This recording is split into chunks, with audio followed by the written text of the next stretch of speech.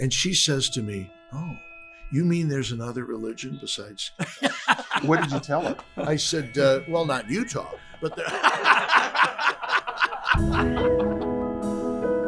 Some people think that those who are religious don't have any fun. But I mentioned to Cardinal Dolan that one of my favorite times with him was when he was passionately talking about how much he loved everybody. And he says, well, not the Red Sox. He says, I don't.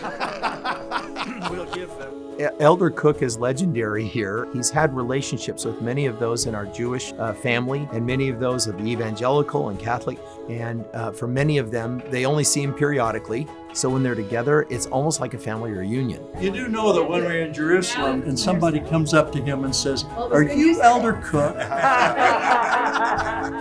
I think that those who feel accountable to God have a responsibility to join efforts with others who have different faiths, but they need to work together in order to protect religious freedom, and particularly to protect it in the public square. If you think about a round table, you think about a problem seated in the middle of the table, you need as many different lenses around that table as you possibly can. It's pretty remarkable. And to have somebody that is so capable and so... You didn't say anything about my rugged good looks. No. I used to have a law partner that said, you can disagree without being disagreeable.